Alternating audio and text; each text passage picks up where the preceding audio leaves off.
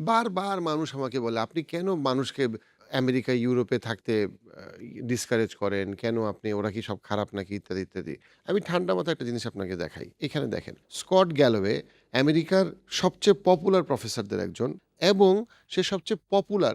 তার ওয়েলথ, সম্পদ, কারণ সে ব্যবসা করছে, $400 মিলিয়ন এর বেশি। তার মানে সে কোনো নরমাল প্রফেসর না। হচ্ছে পপুলার প্রফেসর, ধনী প্রফেসর, প্রভাবশালী প্রফেসর, ইসরায়েলের সাপোর্টার এবং সে কি? সে হচ্ছে গিয়ে একজন বড় আইভি লীগ ইউনিভার্সিটিতে সে বেসিক্যালি পড়ায়। এখন দেখেন, তার জাস্ট একটা খুব popular podcast 'diary of the CEO' তে সে তার কথা বলছে, তার কথার অংশটা আমরা একটু শুনি।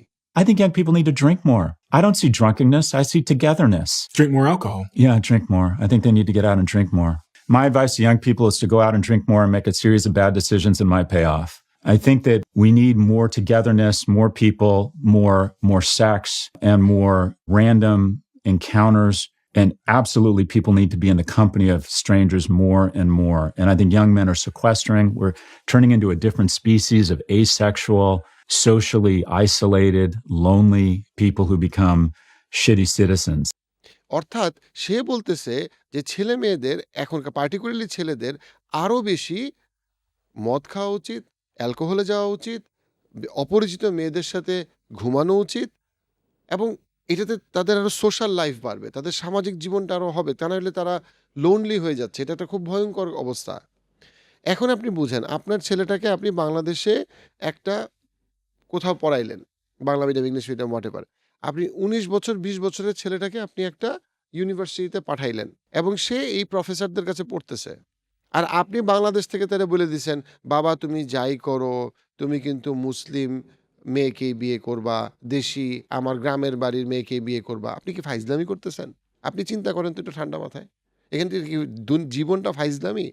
নাকি আপনাকে যে আল্লাহ ছেলে-মেয়ে দিছে এইটা ফাইজলামি? হ্যাঁ, আপনি যদি বলেন যে, "ভাই আমি ইসলাম কেয়ার করি না। আমার বাচ্চা আমেরিকান হোক এটাই আমি চাই।" Fine, go ahead. বাট আপনি যদি কেয়ার করেন যে আপনার পরবর্তী প্রজন্মে ইসলাম থাকবে, then you need to understand যে ওইখানে অনেকগুলা চ্যালেঞ্জ আছে এবং চ্যালেঞ্জগুলা ট্রু। কোনো মুসলিম মেজরিটি কান্ট্রির কোনো প্রফেসর সাহস করবে পডকাস্টে গিয়ে এই সেইম কথাটা বলতে? বেশিরভাগ ক্ষেত্রে না, প্রশ্নই আসে না। হ্যাঁ, আপনি একটা খুব ভালো আইভি লীগ ইউনিভার্সিটিতে কেউ মাস্টার্স, পিএইচডি স্কলারশিপ পাইছে, সে পড়তে যাবে। I encourage that. আপনি খুব ভালো একটা জব অপরচুনিটি পাইছেন, আপনি কিছু বছর চাকরি করে তারপরে আপনি আবার মুসলিম মেজরিটি কান্ট্রিতে আসবেন। I encourage that.